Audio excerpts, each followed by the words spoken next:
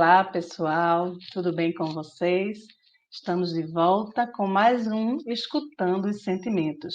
Este é um programa produzido pelo Grupo Espírita Esperança, o GESP, de Camaragibe, Pernambuco.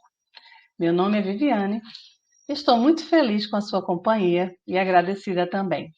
Estamos hoje iniciando mais um estudo de mais uma obra da Hermance Dufour. Terminamos agora há pouco o livro Reforma Íntima sem Martírio e agora vamos iniciar uma nova obra psicografada pelo Vanderlei Oliveira. Se você ainda não assistiu os vídeos da outra obra da Hermance que a gente acabou de estudar, eu te convido, né, a chegar ali no nosso canal do YouTube, onde tem playlist, clicar lá que vai estar a playlist do Escutando os Sentimentos, e lá vai estar a obra Reforma Íntima sem Martírio, que é uma obra de pouco mais de 30 capítulos. Nós estudamos todos os sábados, refletindo um pouquinho da ideia que a Hermance nos traz no livro. O livro que a gente vai iniciar hoje é o Mereça Ser Feliz. E para começar este estudo, convidei a Clotilde e a Denairan para que elas possam estar participando conosco deste estudo e desta apresentação do Mereça Ser Feliz. Então, eu dou as boas-vindas a Clotilde e a Denairan e agradeço já pela participação de vocês novamente aqui no Escutando os Sentimentos.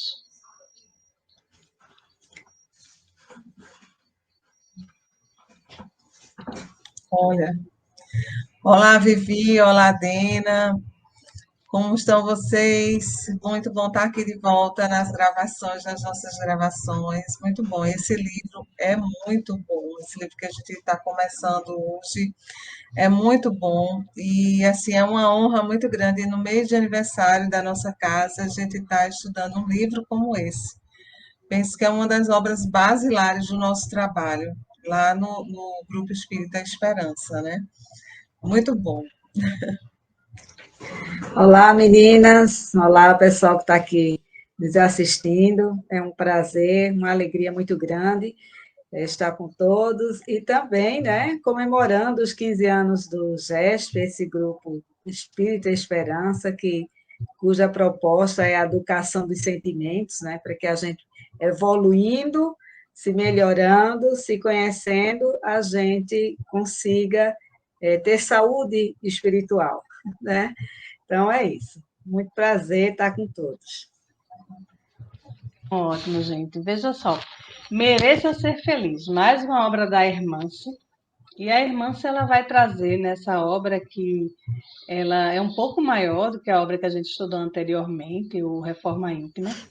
Ela vai trazer temas que a gente já viu no nosso estudo lá do Reforma Íntima, mas de outra forma, com um outro olhar, com a outra proposta. Orgulho, inteligência emocional, autoestima, autoconhecimento, alteridade, personalismo. São alguns dos temas que este livro promete trazer à reflexão. Eu gostaria, assim, que vocês só pincelassem aí para deixar já o pessoal bem curioso do que a gente vai estudar durante os próximos programas sobre isso que eu acabei de falar, que eu penso que são os temas principais, vamos dizer assim. São vários temas, mas eu pincelei alguns que são até repetitivos, mas que a gente realmente precisa que eles se repitam para que a gente interiorize e assimile de uma forma mais natural, não é isso? É isso, Vivi. Eu acho também a questão da inteligência intrapessoal que ela aborda importantíssima, sabe? A questão de como a gente convive com as pessoas, o que a gente sente nessa convivência, como é que a gente trabalha isso, eu acho importantíssimo, porque é justamente nessa convivência com a gente, com o outro, e com os alertas que a irmã se faz, e a gente vai percebendo de que forma é que a gente é orgulhoso, né? Como é que esse orgulho se manifesta na gente? Eu acho interessante eu contar um pouquinho, já que a gente está começando aqui o livro, começar a contar um pouquinho lá atrás, né? Em 1999, quando a gente começou o estudo das obras de Hermance Dufour, lá no Grupo Espírita de Djalma Farias,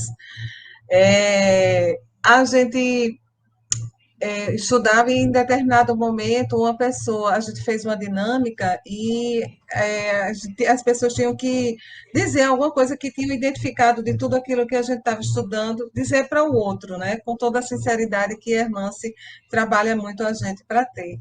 E a pessoa virou para mim e disse que eu era vaidosa. Aí eu disse, gente, eu vaidosa? Eu não faço questão de nada, eu nem maquiagem uso, né? Não uso salto alto, essas coisas, batom, gente, eu confesso, eu uso batom aqui na gravação, no dia a dia eu praticamente não uso batom. Então, assim, eu digo, como que eu tenho vaidade? Eu não tenho vaidade. E aí, à medida que a gente foi estudando, foi caindo as fichas, e até hoje cai ficha, viu?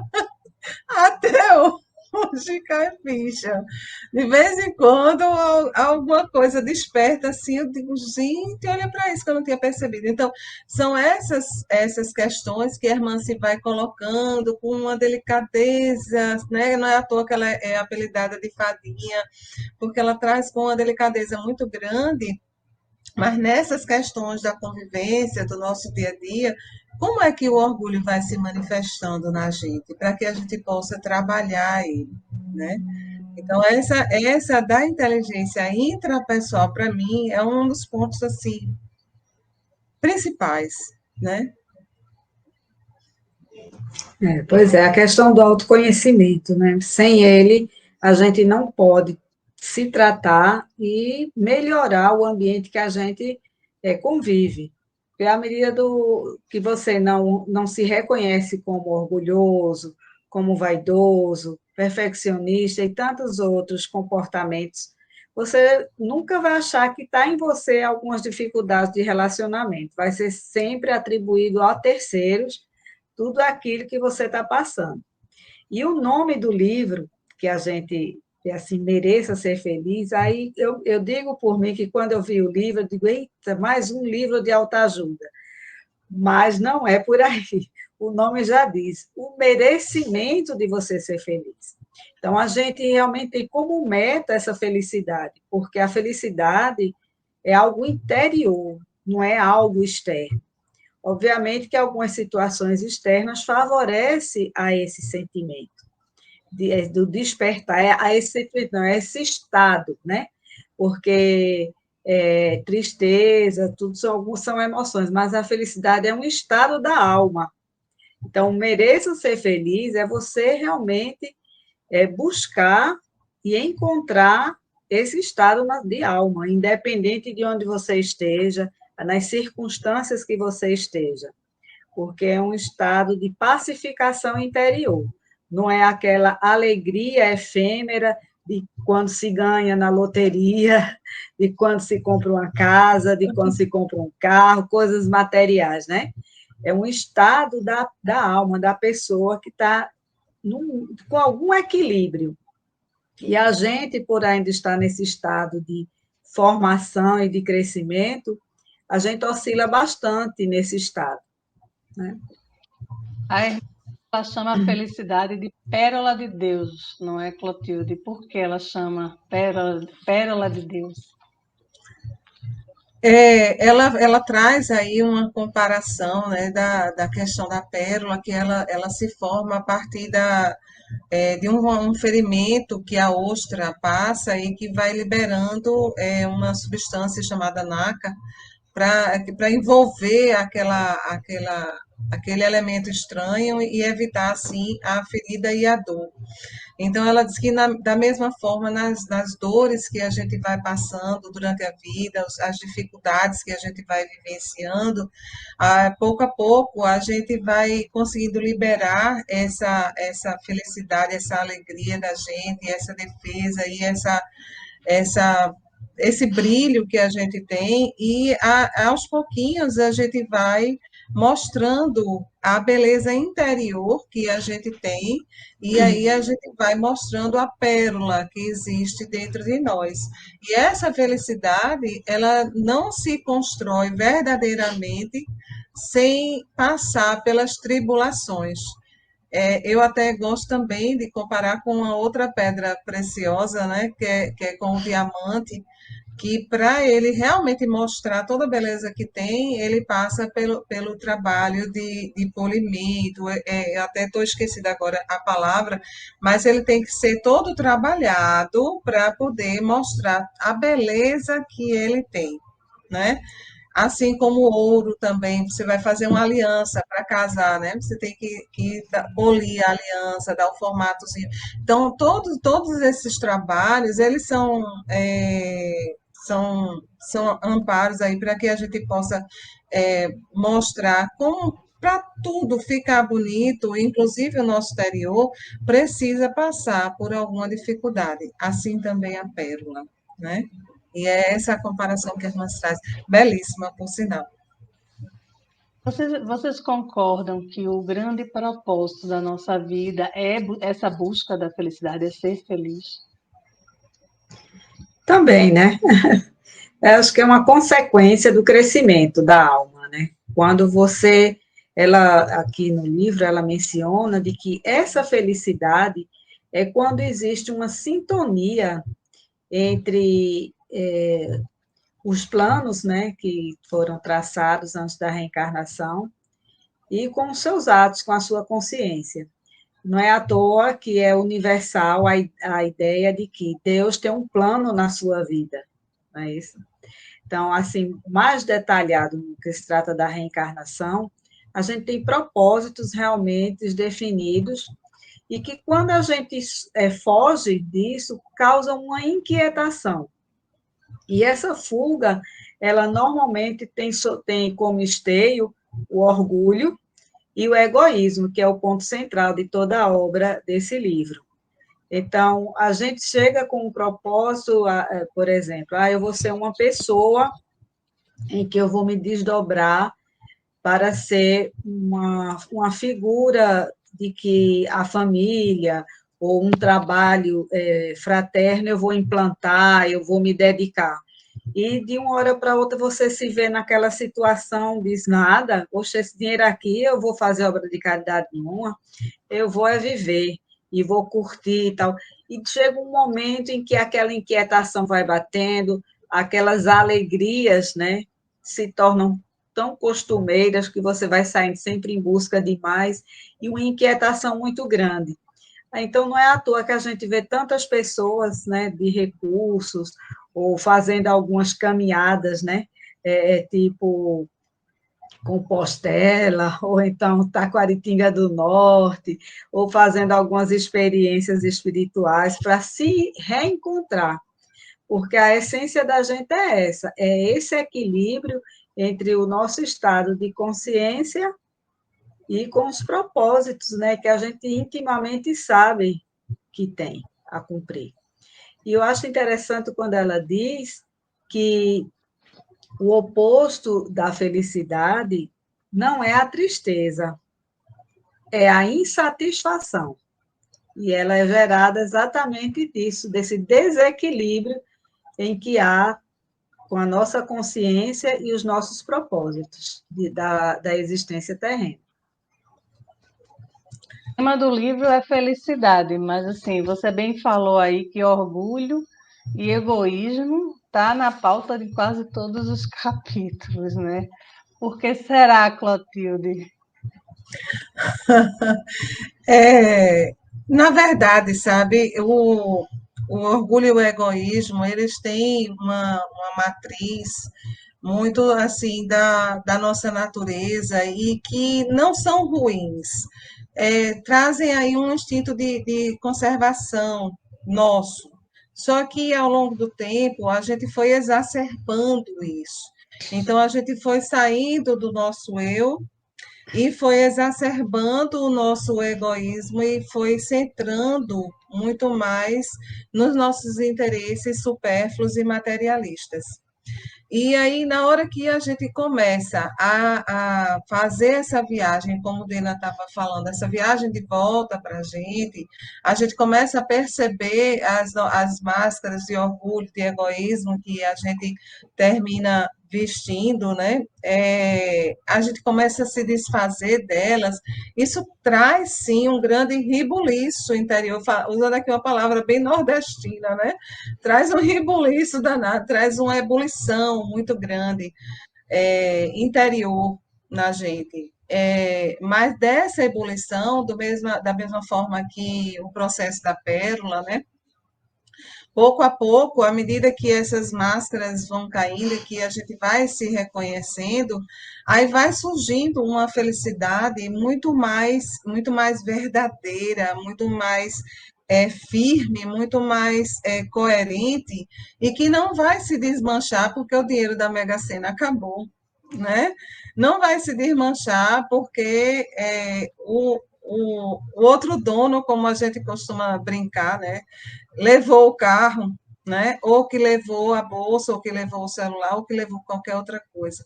Não vai se desmanchar porque uma pessoa amiga nossa, ou muito querida nossa, um filho, uma mãe, um pai, retornou à pátria espiritual. A gente sente a ausência da pessoa, a gente sente a falta do objeto, sem aqui guardar nenhuma proporção entre os dois, completamente diferente. Mas a gente sente a falta, mas em seguida a gente retoma para o nosso estado equilibrado, porque na verdade a gente nem saiu do desequilíbrio. A saudade faz parte disso, né? A falta do objeto também faz parte disso, mas a gente continua a nossa existência de forma equilibrada. Então, a construção da felicidade passa por se desfazer dessas máscaras que o orgulho traz, né? E aí não tem como, no estado evolutivo que a gente está, falar de construção verdadeira, construção sustentada da felicidade, sem falar de orgulho e de egoísmo, as grandes chagas da humanidade. Dona Modesta, ela, na apresentação do livro, Dona Maria Modesta, ela traz também uma coisa que me chamou muito a atenção, que ela fala que hoje existem dois tipos de espiritismo. Agora a gente vai falar para a espírita, porque eu acho que a irmã, se ela fala para todo mundo. Falando para o espírita, nosso público espírita também, mais especificamente, a Dona Modesta, ela diz que hoje existem dois tipos de espiritismo, o do homem e o outro é o do Cristo. E ela diz também que estes dois espiritismos, né, eles estão andando em caminhos opostos, caminhos diferentes, direções diferentes. Aí eu queria que vocês comentassem um pouco sobre essa fala, porque para mim ela é muito verdadeira, mas ela dói, né, de ouvir. Ela é muito assim, né, uma paulada de se escutar. Pois é, essa parte aí é delicada, inclusive as obras da Hermance dentro do domínio espírita, né, de alguns locais, têm sido rechaçadas exatamente porque não está se aceitando esse puxões de orelha. Mas é importante que se chame para si aquilo que está se tornando assim desaconselhável, né? Porque esse livro da Hermance, eles foram fruto de um estudo de alguns dias, de uns 20 dias mais ou menos, sobre aspectos de diversas pessoas espíritas, né, que fizeram vários trabalhos maravilhosos e que se encontram no plano espiritual de uma maneira ainda se sentindo desconfortável, porque aguardavam um merecimento do qual fazia só parte de tarefas que desempenhavam, mas não havia um tratamento da evolução deles como pessoa, no sentimento. Então, existe um trabalho muito exterior em que as pessoas, assim como de outras diversas religiões, que quem as propaga, quem seja como palestrante, como conversador, como está eu e Clotilde e você agora, fazendo uma divulgação, acha, né, que isso aqui já é o top dos tops da galáxia, né? E que se a gente batesse as botas agora, a gente estaria de asinhas de anjo. Que não é verdade, isso é uma tarefinha, e que a gente, são os primeiros ouvidos são os nossos, os primeiros olhares da leitura são os nossos, e que a gente se identifica com todas essas passagens aqui do livro. Então, o importante, além das tarefas de espiritismo dos homens, porque ali já está muito cheio, inclusive, de preconceitos nossos, que é levado muitas vezes para as próprias reuniões, né, com algum recebimento de algumas comunicações de irmãos de diversas naturezas, e por isso que se tem essa preocupação da gente, do nosso preconceito, de nossos equívocos, não se imiscuir com o espiritismo à luz do Cristo, que é libertador, que é acolhedor, que é fraterno, amoroso, né, que se coloca à disposição e abraçar quem precisa de ajuda efetivamente. Então, nada de ficar feito um pavão, porque você faz uma palestra, porque você faz alguma atividade.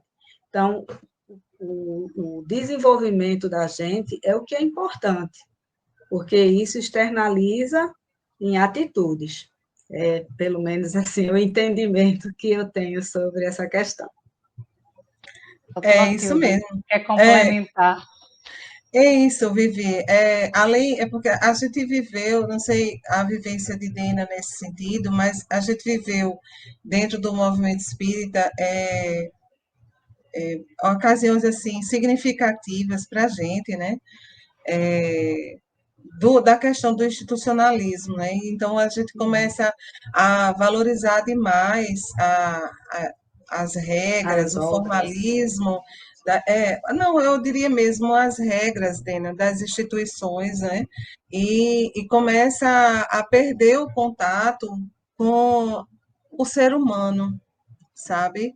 Aquela coisa, é o que Pai João disse, quando eu estava estudando essa parte, eu lembrei da palavra de Pai João, quando ele diz assim, antidoutrinário é não amar, né? Uhum.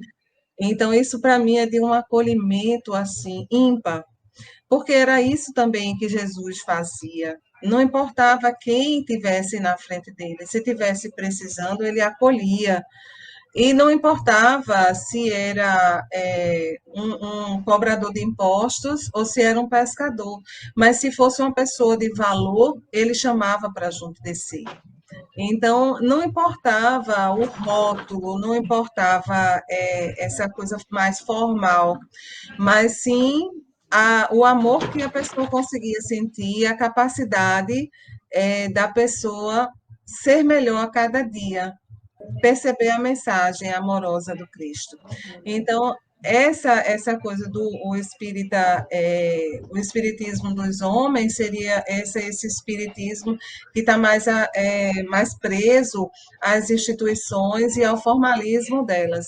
E o espiritismo do Cristo, como o Dena bem lembrou, esse espiritismo que chega perto da pessoa, de amar e também não só amar o outro, mas também se amar, se perceber e se transformar, né?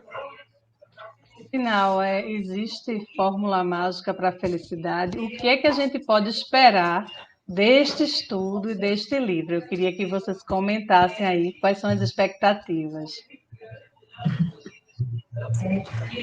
Para mim, e que eu já li, e vou reler, e vou reler, e vou reler, é a gente encontrar essa identificação que tem nas temáticas, né, e ir trabalhando sobre essas questões. Exatamente essa questão exacerbada do orgulho e da vaidade, do personalismo, porque elas se apresentam em filigranas, em atitudes que a gente nem acha que seria. A gente sempre tem aquela ideia de uma pessoa orgulhosa, vaidosa e egoísta, quando elas agem de uma forma bem extremada. Mas tem umas sutilezas em tudo isso e que a gente não se identifica e não se apercebe quando depois que se lê, aí a gente percebe isso. Então, essa felicidade é quando a gente vai buscando compreender a nós mesmos e ver que essa mudança é benéfica para todos, né? Então, a gente vai começando a compreender que a gente não necessita de uma competitividade, a gente não precisa só ter para a gente as coisas, e a gente começa a compreender que a gente precisa ser mais participativo. Inclusive, tudo isso já está sendo fruto de estudo na administração, porque está se vendo que a parceria é importante, que a competitividade ela tem que ter limite, porque senão leva a um desgaste, um adoecimento, e termina fulminando uma pessoa, tirando ela do mercado de trabalho. Enfim, tudo é em cima da cooperação. E para você se imbuir desse sentimento, você precisa se despojar do egoísmo e do orgulho em sua forma doentia. Clotilde, o que é que te espera aí, o livro? Esse livro transformou a minha forma de compreender o Espiritismo. Transformou. Eu sempre lia o Evangelho, estudava, eu sou espírita, assim, realmente, conscientemente espírita, desde os 15 anos de idade, e eu não tenho vergonha de dizer que hoje tenho 56 anos. Então, ele mudou completamente a forma de eu compreender. Eu lia sobre reforma íntima, sobre transformação interior, e eu não conseguia compreender na prática como era que eu ia fazer, apesar do evangelho ser tão didático, mas não conseguia, aquilo não conseguia penetrar no meu dia a dia. Eu lia, achava bonito, queria fazer, mas eu não conseguia perceber no dia a dia. E aí, quando eu comecei a ler Mereça Ser Feliz, eu percebi. Então, de Mereça Ser Feliz, eu acho que a gente pode esperar, sim, uma oportunidade de transformação. E não existe transformação sem você se desfazer, sem você se dispor, aliás, a mudar completamente. Quando você vai fazer uma reforma no ambiente da sua casa, o que é que você faz primeiro? Identificar as paredes antigas que você não quer e mandar quebrar. Então, quando você olha para aquele ambiente, está completamente irreconhecível. Irreconhecível. E é isso o que Mereça Ser Feliz faz. Ele mostra para a gente quais as barreiras interiores que a gente precisa quebrar para que a gente possa se transformar na pessoa que a gente quer ser.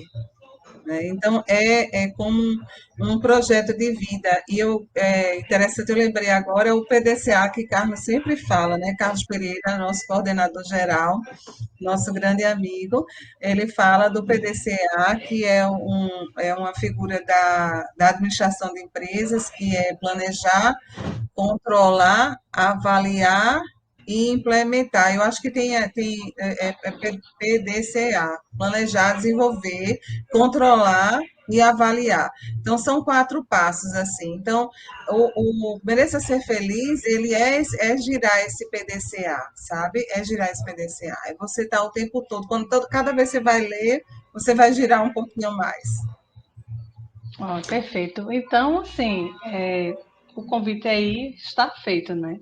O livro, como a Adena já falou, é o resultado de um encontro na espiritualidade, foi realizado um curso lá, pela coordenação e direção de Eurípides Barçanufo. Foi um curso de 20 dias lá no Hospital Esperança. E esse livro ele vem trazer um convite para refletirmos sobre caminhos de volta ao Pai. É um convite para que não desistamos de ser felizes. Um convite ao autoenfrentamento. Mereça Ser Feliz é um convite ao trabalho para merecer essa tal felicidade. Ser mais feliz hoje do que ontem e sermos mais felizes amanhã do que somos hoje. E eu concluo, eu termino por aqui agradecendo desde já a companhia de Dena e Clotilde, a companhia de você que está nos assistindo aí do outro lado da tela. Convido que você deixe o seu like aqui, Peço também que vocês compartilhem, se gostaram do conteúdo, com os amigos. Fale do nosso videocast para seus amigos, para que eles possam ter, né, a oportunidade de receber este conteúdo também. E o YouTube, ele, quando você dá like, quando você compartilha, ele percebe que o conteúdo é importante e ele disponibiliza além da bolha, né? Ele disponibiliza mais e mais pessoas. Então, eu convido vocês a continuar acompanhando o Escutando Sentimentos ao longo dos sábados. Nós soltamos os vídeos às 7 da manhã. O vídeo não é ao vivo, então você pode assistir a qualquer hora, mas todo sábado às 7 da manhã tem um vídeo novo em nosso canal. Se você quiser ser avisado, só é ir no canal do GESP no YouTube e clicar lá no sininho que ele vai te avisar quando a gente liberar um programa novo. Clotilde e Dena, muito obrigado, e que possamos, né, dar continuidade a partir de hoje a esse estudo maravilhoso do Mereça Ser Feliz. Até a próxima. Até a próxima, Vivi. Até a próxima, Dena, pessoal. Um beijo grande, foi muito bom estar com todas vocês, as meninas e quem está nos assistindo também, que a gente realmente possa estudar com afinco e mereçamos ser felizes hoje, agora e sempre. Tchau, tchau.